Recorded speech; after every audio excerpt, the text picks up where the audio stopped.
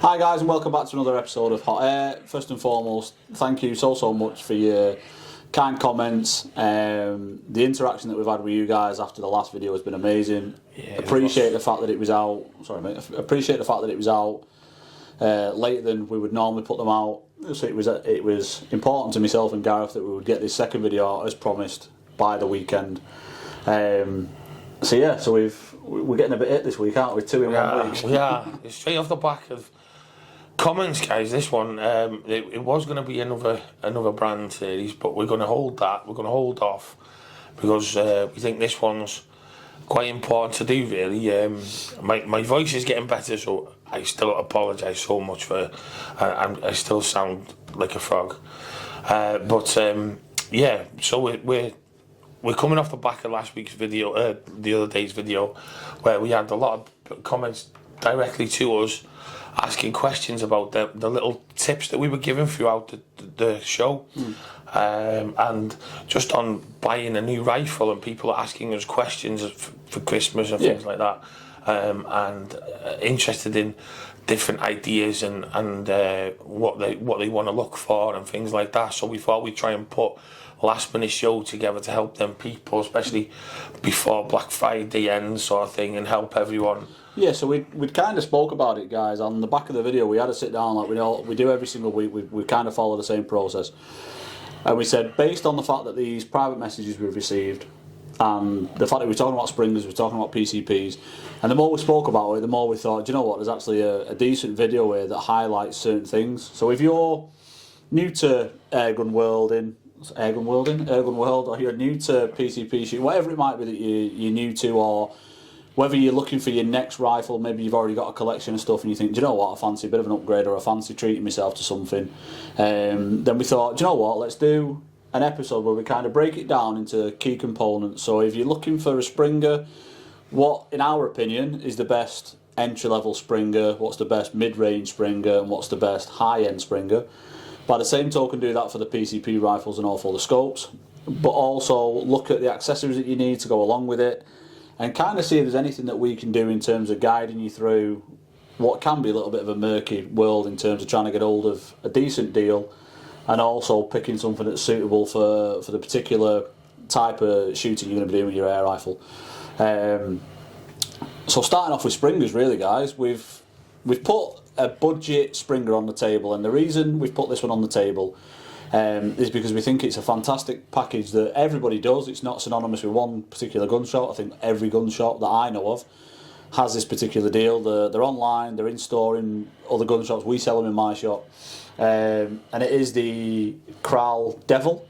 They come in two colours. You can either get them in this woodland camo colour, or they come in a black synthetic. They come with a Kona scope, and they come with a gun bag, and they come with a pack of marksman pellets, I think the marksman pellets, I think. Parts, different shops may differ depending on where they're getting the stuff from, but the ones that we've had in, they come with a box of marksman pellets. Now for me, the retail on that's like £170, £175, which I think for an entry-level Springer, for someone who's just getting into it, trying to kind of dip their toe in and see if it's something they want to do, I think that's a really good bargain. I think it's a really good bit of kit. So it's a little bit like last week where we were talking about what Springers we had to start off with. This is what we sort of... there's others that are all around this area. It's difficult to pick just one out. We just thought this was the best. The silver one as well, that was a great... Yeah, so you've got stuff like... the Crossman, I think it's the Nitro Venom, which is like a gas round one. That's a fantastic one as well. Yeah, there's loads of different ones. So difficult to pick an entry rifle, but we just wanted to give you an example of a really good all-in-one package, not so much money, and this will get you up and shooting. I think I mentioned last week, we've been selling these to people who have campsites and things like that don't want to spend much money and just want to get out there and kill some vermin, hit some targets every now and then. This is perfect just to have in the bag to go out when you need it and when you want it, if you like. Yeah, do you know what? For that money, it's a really, really smooth shooting rifle. I think sometimes when you shoot sort of like a sub £500 rifle, you do tend to think it's going to be a bit twangy this, or it's going to be a little bit gritty. This one shoots really, really well, and I've had a look on YouTube. There are reviews of these rifles, so there's plenty out there of people shooting them and demoing them stuff. So we're not going to do that. It is just a case of kind of saying that, in our opinion, after all the ones we've looked at, and there are a lot out there for that sort of money, but as a kit, as a bundle, I would probably say more like a new shooter, or if you're buying a present for someone and you don't want to spend too much. I think this is the one that I would go for, having shot it and having seen the reviews and seen the build quality of them. I don't think you can go much further. No, and I'd split it up, guys. If this was for your child or something, I'd split it up. I'd take the scope off the minute I got it, and I'd use these because it comes with fibre optic open sights. So I'd get if it was my son, I started him off with open sights, got him used to them, and then in 6 months' time you can treat him to this. Yeah. You've not got to put your hand in your pocket, it's in the cupboard, just hide it well. But you can just pop this on. And to be fair, I don't think it's a bad way to start shooting anyway with open sights. I think it's a really good way of training you how to hold a rifle, how to shoulder it, getting you used to how it feels, and obviously training your eye looking down the barrel as opposed to looking at a reticle. That's the way I was taught. Probably a lot of you guys watching was the same. My dad passed me a rifle and I was like, why is mine not got a scope on it? And he was like, see that little thing at the end? That's through that. And I was like, all right, okay. Yeah, I'm exactly the same. Yeah. But, like you said, shouldering, it teaches you how to get up there quickly. Yeah. And I know the transition, I really wanted the scope. But when I actually got a scope, it was something like I think we showed one last week, didn't we? It was something like 5x20 or something. It was tiny, guys. It was really small. And it had the highest mounts that I've ever seen. It was up here. And I used to look through the mounts and use the open sights. I didn't tell my dad at the time, but that's what I used to do. So there is, different options there. But yeah, definitely, this is a great package. First time shooter, cheap. I won't say cheap and cheap. It's not cheap. It's just an entry level, isn't it? It is cheap. It is cheap for a full kit. It's cheap. Budget's the word we're using. Budget's the word we're using. It is just worth mentioning, guys. Well, before we put this one away and get kind of the mid-range one out, or one of the mid-range ones that we think, it's got a textured fore-end grip, so it's really comfortable to hold. It's also got ambidextrous stock, so you've got obviously like cheek swell on either side, and it's got a decent butt pad on it. So. And it's safety as well. It's got a safety catch underneath as well. So yeah, great entry level Springer. Put that one away. Yeah. Middle of the range, guys. We was kind of umming and ahhing about which one to put out. We've put a 35 HW35 out purely because I think that they are great for youngsters getting into the sport. So if it's like a new rifle or someone who already has a love for air rifling anyway. I don't think you can go far wrong with the 35. I think I've mentioned the 35 in every show because it is. To be honest, guys, you could have this as the mid-range and sort of the higher range if you wanted, because a lot of people swear by the 35. It's like a mini 80. Or don't curse me for that, guys. It's the early 80. I understand that, but it's the 80 came from this basically. We could have had the 99 sat here. We could have had the 95 sat here. We got one on the wall. Yeah. But we put the 35 just to show this is sort of where the mid-range. From there, you can go all sorts of places, which we'll talk about in a bit. But this will do everything the big end rifles will do. It's just a bit more manageable. It's just a bit smaller in size. A bit easier. You can give it to a junior shooter. You can give it to a junior shooter who's just getting into it. Or as I said at the start of talking about this particular rifle, you could give it to someone who's experienced and they'll have fun with it as well. And as Gareth said, 95, 99, things like the BSA Lightning, they're all really good for that kind of mid-range price bracket. So we that's the one that I think, if it was me again, it's got open sights on it. It's 85s. Yeah. But yeah, it's got open sights, so. And stock again. You could take your corners and put it on as you're moving forward. Yeah. So, but yeah, great rifle, record trigger system. It's still got the same trigger that you're going to move on to. Yeah. But lovely place to go. Should we go on to the next one? Yeah, mid-range is not really a lot to say. We've killed that. We've done so many 35s because of him and his 35s. Put on over? Yeah. That's the last one going over here. The top end one, guys, it's probably no surprise to be fair.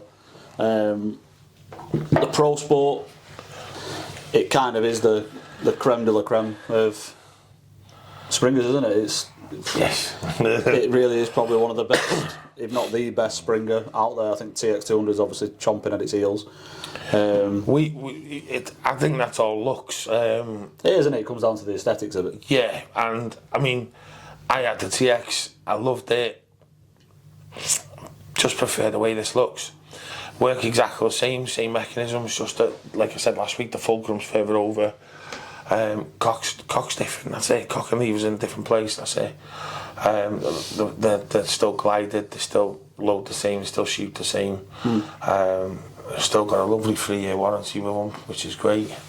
I love these rifles and always wanted to get one, and now we've got one. Well, I've got one, and it's the day I bought one, I sent it off to be tuned. Tried to be tuned. Well, it's Pending tuning. pending tuning. Darren, mid counties. Can't wait for that one. Yeah.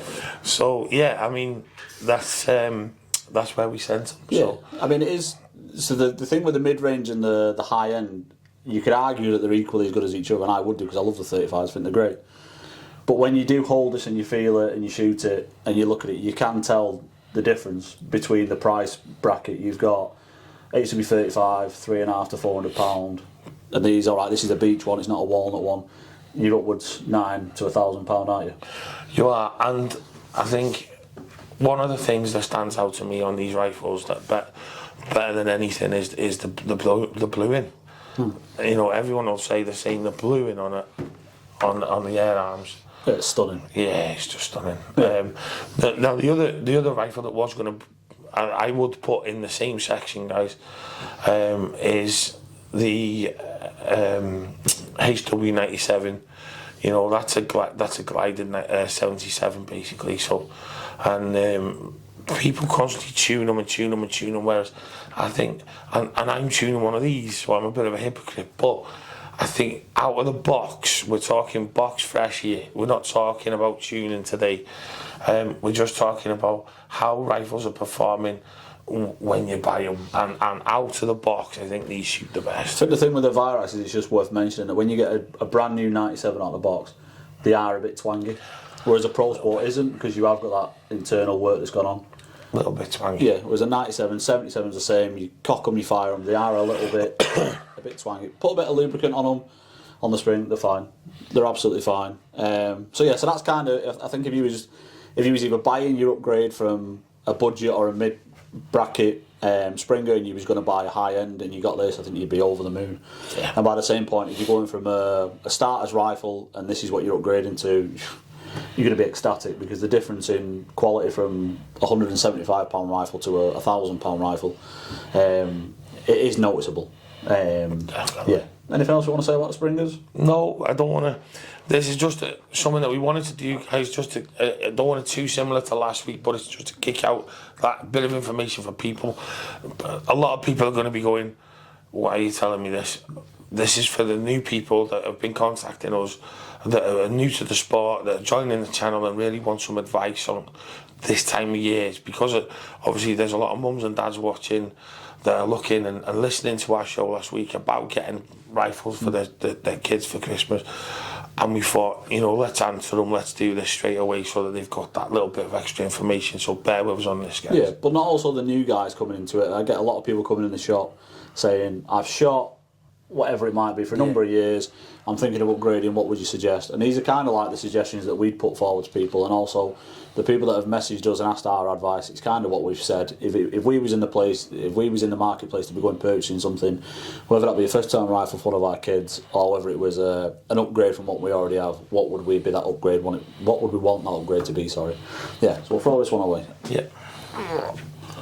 Where did he put it back over this, sir? Right, so PCPs. Yeah, so this is a massive, massive market, as you all know. There's a lot of PCPs out there. There are a lot of good PCP rifles out there. The entry-level one for us was it was probably the most difficult one to pick, to be fair, because you've got things in the entry-level like the Kral Puncher, you've got the MPO2, MPO3, which are fantastic rifles, sold a fair few of them through the shop. This is an 80A Airborne. And there's a few reasons why we've picked this as the entry level one. One being the price. The price. Very, very cheap. $399. Maybe a little bit cheaper online, I'm not 100% certain. Lovely Turkish walnut stock. Picatinny or Weaver rail, whatever you want to call it. Side lever. It's got a massive capacity cylinder. I think they're like 2.5, 300 shot capacity. It's got an OK mod on it. The mods are plastic, so that there is noticeable. But it's a great rifle to shoot. It's reasonably quiet. And again, if you're going from your Springers and you're thinking, do you know what, I'm going to get my first PCP air rifle, or you've always shot Springers all your life and you're thinking, I'm going to transition into the PCP world and I don't want to pay £1,000, £2,000, £3,000. I want to just start off and see where I go. Again, I don't think you can go far wrong with this. How many shot magazines is it? I think the 177-14 and the 22-12. I mean, I've got to say, guys, the first time I saw this, I thought Rapid 7, you know. Please don't go mad at me there, because I am a Rapid 7, you know, I love them. But, you know, what are going for £399?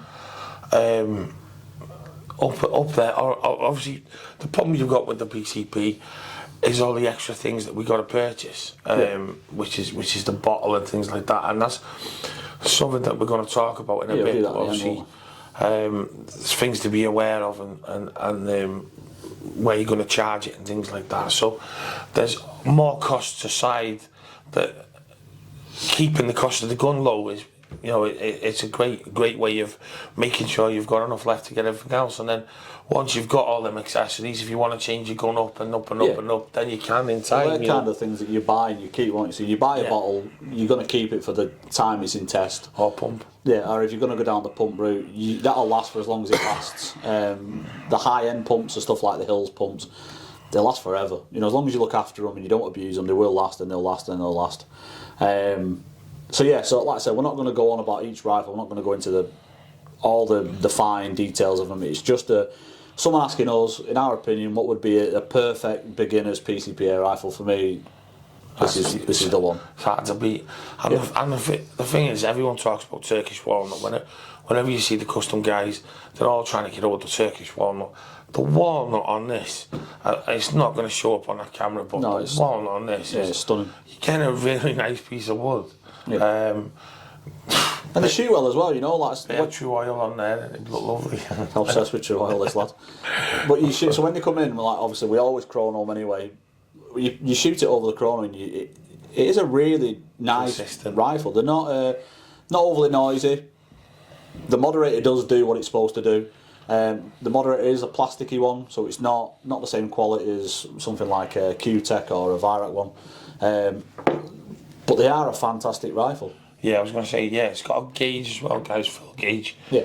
So, I mean, you know, the price plan for these with the full gauge, everything else, it's just great. So, we just wanted to show you one. Yeah. So that's that one. Should we go on to the mid-range? Yeah. Okay. This is another one that others a bit. Gonna go a little bit different this time, because we had a lot in the shop, and we want to kind of get around all the makers, if you like, and so here's a used one. Just pull that bipod down. Yeah, here's a used one that's been in, and that is an S510. This carbine's come in. It's got a loophole on top. Crack, you know, there's not a mark on it. Moderator, everything you need to get up and running. And if I was to buy this gun brand new, what's the brand new price of these? They varied $9.5. $9.5. And what was this one up at? I think it went out $750. $750. So you're saving a heck of a lot of money.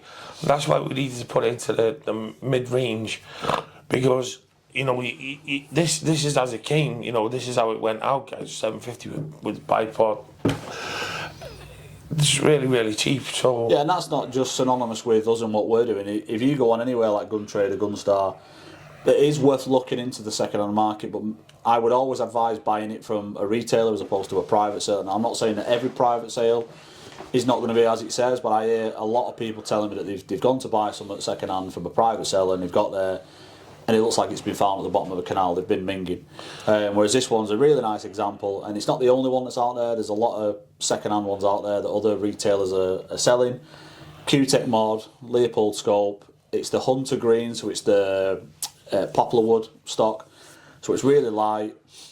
You can get any bipod that you want, whether that be just a standard carbon bipod, or you can have a Caldwell bipod, you can have a Harris bipod. If you want it to be really fancy, you can get something like a Spartan, Javelin, like one of the ones, the magnetic clip-on ones. So for us, for the mid-range for the PCP, I think when we looked at the stock that we had in the shop and we looked at what was online, I think you'd be hard to beat a second-hand air arms. I don't think you're going to get anything. No. Well, unless you're really looking, you find a one-off and you get like an IS-100 or a 110 second-hand or an S410 maybe. One of my first hunting PCPs was an S410. Yeah. And I think it's something that we should mention here, guys, as well, is, you know, S410 is this rifle. It's the same rifle, I think, but it's just... Cock and lever is different, isn't it? Cock and lever. Is this one regged? I can't remember. It might be that. I think this is regged. And I think the S410 might not be. I can't remember there, guys, I'll be honest with you. But there's not a lot of difference, so give the S410 a look at as well when you're looking online. You just save yourself some pennies and you'll be shocked at what they can do. They're really, really good rifles. Yeah. The Chimera, is it? The 40th edition one, yeah. Very similar rifle. Yeah, very similar rifle. Yeah, they do an Ultimate Sporter as well, which is... yeah, they do the with the adjustable cheek piece, which we all know is worth a lot of money. If you're watching last week's show, so we got to be, you know, the difficult to put a package together. We've got to think of all these extra steps with the mounts costing money, the bottle then costing money, all these extra bits. We want to try and keep the limit down, guys, so hopefully that's a nice one for you, and a great opener for that area. Yeah. But, perfect, put that away. Yeah. So yeah, so then that leaves us with a top end for the PCPs. Now obviously the top end market for PCP air rifles is, it's a massive pool of... Sky's your limit, isn't it? It's a massive pool of rifles, whether you go to a custom PCP rifle, as we've talked about in a couple of the shows, or whether you go in day state, FX, you know, there's a big market. But we looked at what we know to sell really well, what we know to be ridiculously reliable and ridiculously accurate, and also a decent amount of money for the top end. You know, you're not going over the £1,000 mark, which I think over that you've got to be very serious into your air gunning. I think you've got to have a real passion for it, and this is more about whether it be your first or your next. Your value for money. We didn't want to go sky high, so we won't see any alpha wolves or anything like that. We wanted to keep it realistic, and I think this one's hard to beat. And you know, it's been around for so long now. It deserves the hot spot. So I'm going to pop that there. Yeah. And that's HW100. Yeah, what more do you say? They're hard to, you know, it's one of them rifles that's really hard to beat. If someone comes in the shop, or someone asks me online, or a friend or a family member says to me, what would you advise to be one of the best PCP air rifles around? And you'd be hard pushed to beat 100. I think they're very accurate, they're easy to look after, they don't tend to go wrong, and if you get a decent package, you know, it'll last you for a long time, unless you decide you want to upgrade to something massively more expensive, or you want to go down the custom road. I don't think you'll get much better than a 100. No. I really don't. I mean, I do like the 110s as well, I must say, that very similar in price, although this is like the metal block and that one's the polycarbonate one. I do think the 100 for me is the one that if someone says, I want my next best air rifle, if you like, yeah, I don't think you're beating 100. And this is one that you can take into the next level if you want as well, because and that's what we were talking about when we were looking for the rifle to pick for this spot. You know, we had one in the shop where it was in a custom stock, a Gary King stock, absolutely stunning rifle, and you know, we didn't want to put that here. We wanted to put a standard gun here because, like I say, no custom guns here today, this week. It was all about stuff straight out the local gun shop that you can go down and pick up your local RFD and pick up for Christmas or whatever you might need. But going forward on from here, because this is sort of like your top level, going forward, you can take this with you. You can customise, you can buy stocks, you can get new cylinders, you can get barrel shrouds, you can have them floating, you can have them air return shrouds. You can go as far as you want with it. Yeah, and also I think it's one of them rifles that you could quite happily go target shooting with it, but you could also go and do a day or a night pest controlling with it if you had the right gear for it. You might not want to prang the walnut. You might want to do something about your stock just if you're put some true oil on it. Stop saying true. Yeah, if you're a bit precious about the walnut, you maybe not want to do that. They do come in a variety of stocks, obviously you can pick the right one for you. But yeah, I think top end PCP I don't think you can beat. And I'm not saying that it is the best, I'm not saying that by any manner of means. What I am saying is for me, top budget for someone who's either the first or their upgrade, I think 100, I don't think great place to go. Yeah, I don't think you can go far wrong or much better than. And this kid's just opinion. This guy's, you know, take it or leave it. Everybody's got a different one. They're like other things we all know about.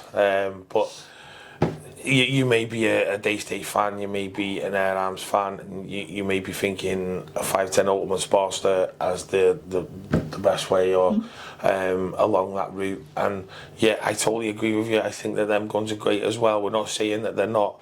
We're just saying that this is the one that we've picked for now. So this is our advice. So I'll get rid of that. Yeah, chuck that away. Yeah, so that kind of leads us on to the next portion of the video, if you like, chaps.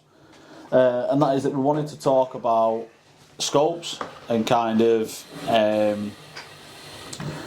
what scopes you can get for those same sort of price brackets. So if you're wanting to go entry level first, anyone who goes on Amazon, anyone who goes on eBay, anyone who goes on any gun shop, you will find a multitude of entry level scopes. They come in all various different magnifications. And I think the one thing that you need to realise is what you're going to use the rifle for. I say to most people, if they're not 100% certain about what they're going to do, you can't go much wrong with a 3x9x40. I think for an air rifle, it's kind of banged on, really. Now, I'm not saying that is the best one, it's the one that you should use for it. I'm just saying that for people that are getting into it or wanting to upgrade from maybe an open sight to a telescopic sight, 3x9x40. Perfect start. Yeah, it's a good one. In terms of kind of the entry level one that we picked, we're going to look at this Kona scope. Now, I have been told by a rep, I'm not sure how true this is, so please don't take it as gospel, that the glass that is used in the Konus is the same glass that they use in the Zeiss scopes, and if that is true, you're getting a decent amount of scope for not a great deal of money. Obviously the body's not the same as the Zeiss, and the dials and the turrets are obviously not the same as the Zeiss ones, but the clarity through the lens, so the optical quality is fantastic. You know, they are a really decent bit of kit. It's like a 50, that one. Yeah, so that's a 50. So it's so important to think about here, guys. Is the 50 is the end of the scope, the aperture on the end, 50mm lens, 50mm optics. So if I'm shooting dawn or dusk, then I might want to shoot with a bigger aperture. I think it was John Darlin, he used to shoot with the Super Optima scope, and it was famous for when he stood it up like that with his rifle, he could put a pint glass in it and fit it in the end, because he was famous dust-on shooter. And those people that grew up reading the Airgunner magazine and reading all his clips and about his shooting, he was always dawn and dusk shooting with that scope, you know. So that's the idea, the bigger front end aperture. And also, you know, you got to think about the body of the scope as well. A 30mm body against it's half inch, isn't it? 1 inch. 1 inch, half inch. Crikey, what am I thinking? UNF. 1 inch, an inch barrel against a 30mm, and indeed 32 and 34s now, isn't it? Like the military level scopes. And the idea there, they again pull more light through into the optics. So that's the idea with the bigger aperture on the front. So yeah, just think about that. And I mean, the zoom level, depending on what you're doing, 3 to 9. I mean, I go everywhere on about 4, and then when I've spotted something, I might go up to 6, 7, or I might go right up there to, I've got 15, 3 to 15, 2.5 to 15 on mine, and I might go right up there to 15 just to have a look. But I very rarely sort of keep it up there. I mean, 9 is perfect. 9 is more than enough for hunting. Yeah. But those people that are punching paper, they might want a 10 to 50 by 60, like the old big BSA that used to be out there, or the Platinum, the Nikon Platinums and stuff like that. Yeah. Where they've got a massive range of zoom there. And I know I used to sit on the range with my big BSA, and I could literally read the numbers on my target at 60 yards. You know, I had a John Harris side wheel for the field target rifle, and I'd turn my big old side wheel, sorry, this side, yeah, can't remember, turn my side wheel, I'd have to be in front of it, turn my side wheel, and away you'd go, and you'd see the numbers on the end of the range, and when you're thinking, oh, that's fantastic, innit? The optics, the capabilities of some of the optics now, and that's where we're going. These everywhere you look, every rifle that comes into the shop has got a hawk on top.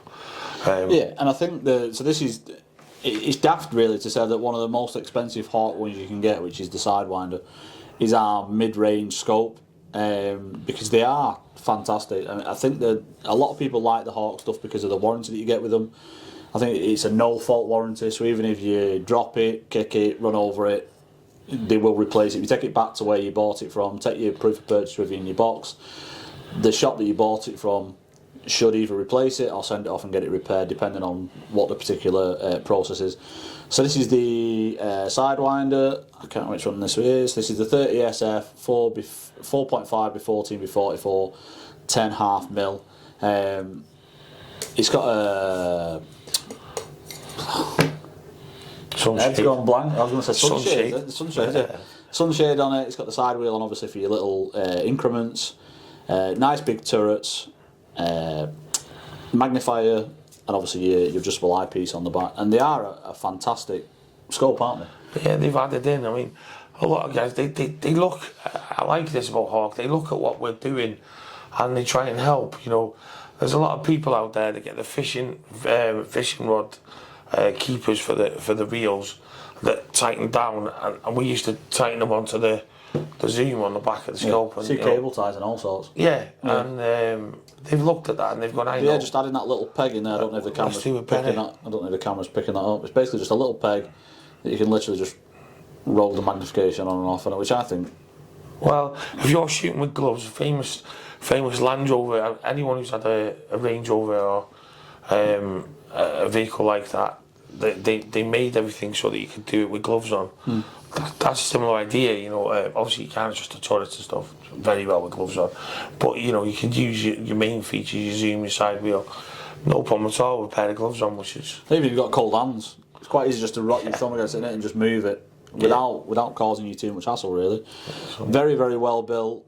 They vary in price depending on which Sidewinder you get, but kind of for that middle of the road price bracket, for me, I think the Sidewinder, and I'm not saying it's the best one, the one that you should all run out and get. I'm just saying that, they're great. In my opinion, I think it is probably one of the best in that price bracket. I had a fixed 10 to 42, I think it was, that I used to use for HFT, and obviously low as you can go, you know, get it right down to the barrel, all that. Because HFT, you know, that was a touch obviously afterwards, so it's a bit different to the side wheel. And what a scope, all day and night, shooting in the forest, bringing light in. Even though it had the smaller aperture on the end, we're still fetching the light in at 6-7 o'clock on a winter's eve. You know, brilliant scope, great for the money. Yeah. So, and also, as we said before, like some of these mid-range items that we're showing you could quite easily be the top range as well. They could be the top end, the high end.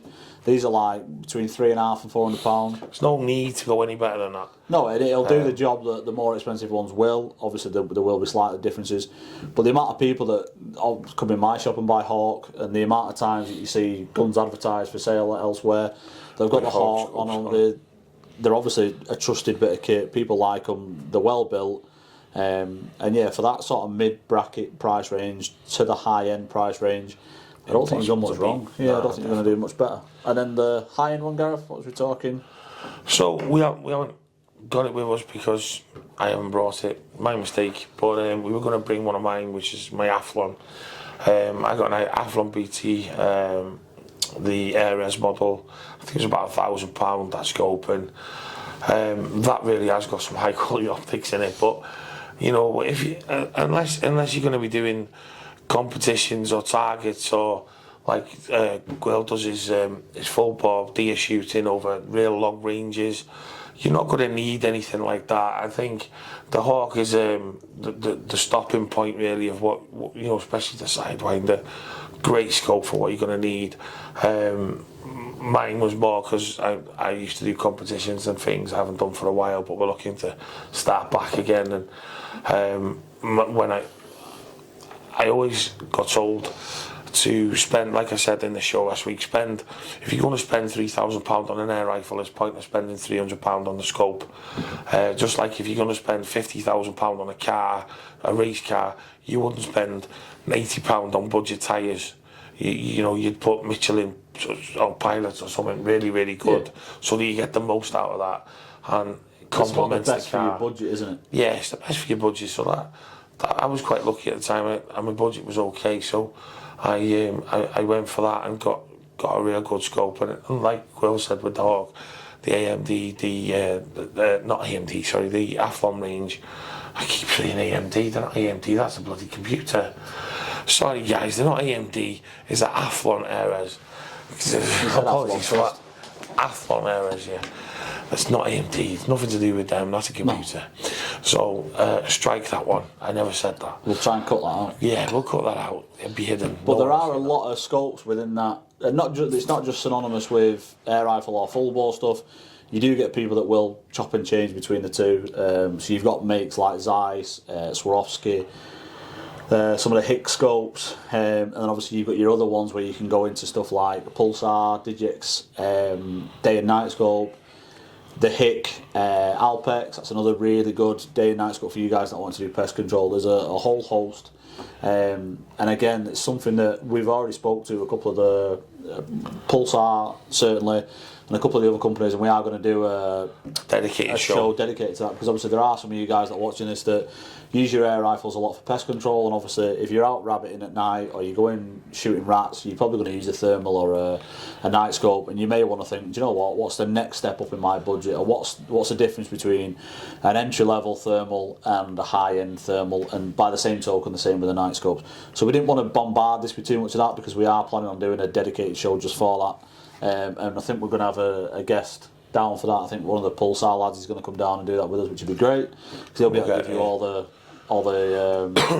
the technical specs that I won't remember. And we'll cut in some what you can see through the scope, you know, because obviously a lot of them scopes can transmit or can record, so we can. Yeah, a lot of them have streaming on them, so you have like a little record button on top. We'll pull out some of the images that you got, you know, so you can actually see some images of what we're seeing, so that you can see for yourselves exactly what you're going to see through the aperture. Yeah. So. That's one to come really. So it's a show in itself. So we didn't want to go too much. This is an outline about kit that you can buy, kit that you can get from the shop cheaply, and some more expensive. And obviously a little bit about accessories as well, because we wanted to talk about things that you can purchase when you're getting your rifles to make it more fun and things like that. Yeah, and there are, as we said before, that there are certain things that are specific for particular type of rifle. So obviously the things that you need for a PCP rifle you aren't going to need for a Springer, but there are things that kind of cross over. So I think a good one to start with is your cleaning kits, because obviously if you've got a Springer and you've got a PCP rifle, yeah, you're going to clean them differently, because the things that you do with a Springer you're not going to do with the PCP. So with a Springer you should in theory take the action out of the stock, and you should clean the stock and then you should clean the action separately. If it needs a bit of re-greasing, obviously do that onto the spring. Don't take the spring out, whatever you do, but you can do it through the port in the side. Clean the barrel. It's different with a Springer than it is with a PCP, because a Springer obviously you can open pretty much all of it up and you can get at it. Whereas a PCP, because it is a pressurised cylinder attached to your block and your barrel. You can't really start on doing everything unless you've had experience doing that. So please don't do that unless you know what you're doing. So we kind of want to talk about cleaning stuff, because this is kind of a perfect example of a generic cleaning kit. We're not advertising the manufacturer, it happens to be the one that we've picked up. It's got your things in like your gun oil, your bore cleaner, rags, brushes, rods and patches. Now that's fantastic as a start off, but the bits... Don't buy one. Yeah, because you can... So if you was coming buying a shotgun, I would say, yeah, get one of these because it's got everything you need in it, and you're not going to go far wrong with it. But if you're buying one for an air rifle, there are certain things that we think you should kind of build your own. Yeah, definitely. Don't fall for these guys. The brilliant, like Will said, for a shotgun where you can come and you can have your setup, brilliant. But let's have a little look inside. I mean, flannelettes, guys. Who's going to pull patches off that big to drag through? I don't know, but I think I'd get stuck pulling a .25 through there. I think if I pulled off a square on that, I'd be there all week. Brilliant, give me loads of it, but I'd have to cut it up into tiny little segments all the time. Yeah. So get yourselves the small rolls. Also, look at convenience as well. I know that everything's a pain these days, and everyone's looking for a quick way of doing things now. With a PCP, you can get the foam pellets that you fire through. Definitely have a look at them. I give mine a little bit of spray, fire it through, keep going until there's no black, and I just shoot them to the floor in the corner. And I keep looking at them, keep looking at them. Once they're clean and they're crystal clear, I know my barrel's okay till the next time I shoot. They're fine. Yeah. Now, again, like Will said, you could not use one of them with a spring gun, because you don't want to fire a spring gun unloaded. You don't want to put that extra pressure on the piston or anything like that. So you can get like what I call a ball, what's called a ball snake. There's a lot of people making them out there. There's a lot on the internet you can buy where people have twisted fishing reels and stuff like that. I like the ones with a T-piece on the top. There's a lot of them strings with a nice T-piece. You drop it down, you tie your flannelette in, you put a dab of spray on, and then you pull it back out. It is just worth saying, guys, with this, and I've had this a few times, people have brought into the shop because they've got the patch stuck halfway up the barrel, and the reason that happens is because people gently put the snake through. They put the patch on the end and then they rag it through as hard as they can, and what happens is that the patch is obviously it's catching the barrel, obviously the friction that it's causing being pulled back up the barrel, and it actually snaps off. So you either snap the little loop at the end or you end up ripping the patch in half and you can't get it out. So just the idea is as you're pulling it back through, one, because it helps clean the barrel better anyway because it's a slow pull through, but also it takes a lot of tension off that little bit of nylon that's at the end that's holding the patch in place. So gently pull it through and do that a couple of times and you will find that you clean that barrel really, really well. Yeah. One worth looking at that I do think is a good all-round kit is the Napier ones. They do one which is a pull-through kit. The patches are nice and small. You get everything you need in a nice little compact bag. And they're fantastic. And the good thing as well, there's enough room inside the bag that if you wanted to add bits to it, like an old toothbrush, if you want to polish your bits down and stuff, you've got a nice little carry case to put into. Make it your own, guys. And I think one of the extra, another thing, I know I'm a big fan of that Legia oil. Yeah, the brown and stuff. I like your oil, however you say it. Brilliant stuff, but keep it on the cloth, okay? Keep it on the cloth. Do not spray it on the rifle, especially with a spring gun. With a PCP, they're quite sealed up, so you can get away with little things. But with a spring gun, if you spray that and it gets into the spring, it starts to break down the grease that's on the spring and stuff like that. You do not want that to happen. So spray it on the cloth and wipe it on the gun. And like Will said, if you're out shooting like all of us do on an evening or something like that, and you get caught in the cold, and you come in out the cold and you store your gun indoors, get that gun out of the stock if you can. Take the bolts out, get it out, get it to room temperature, and then give it a bit of a dusting down with oil. Yeah. You can guarantee there's going to be condensation inside that barrel and on that gun. And just on that, guys, obviously, again, there's a lot of you guys out there that will probably be doing this for a long, long time, probably longer than we have. But for those that are new to it, we will do a little video at some point of stripping a Springer down, taking it out of the action, showing you exactly what to unbolt, so you can see it and go, that's what they want. If it's too long in the future and you want to know now, there are loads of videos out there. We're gonna try and put. We're looking at these 60-second shorts, guys, and if we were thinking about doing one where it's kind of speeded up and just us doing the right, like a time lapse, getting it through, just sort of information so that you guys can click the snippet, how to break down a rifle, how to break down a PCP, just for these just general information ones.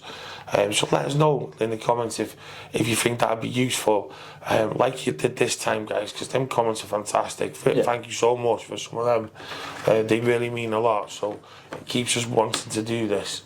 And obviously if we know we're helping you, then we're going to do it more and more. So extras as well, accessories that we're going to move on to. Again, this is different between your target shooters and your pest controllers. You might have different things that you want to do.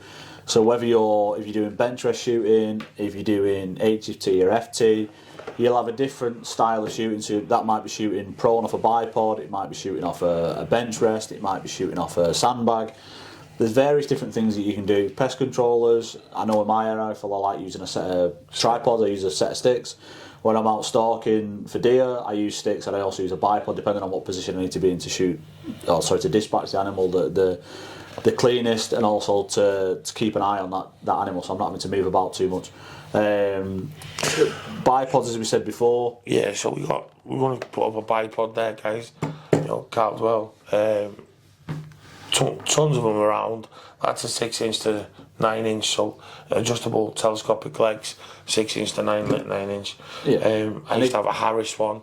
They're all much the same.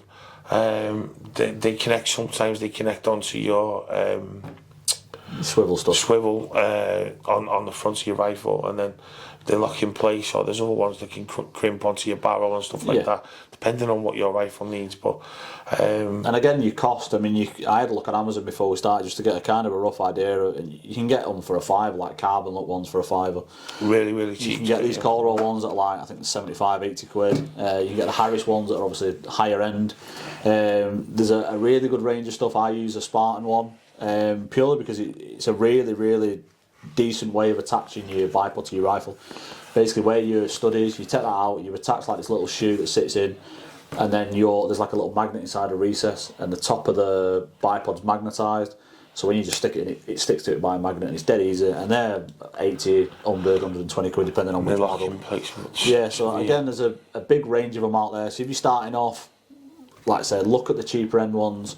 And don't be scared of thinking they're not going to do the job, because they will. But by the same token, if you want to spend a little bit more, there is a big wide range of stuff there that you can go and get. And I think, on the same note, these do a similar thing.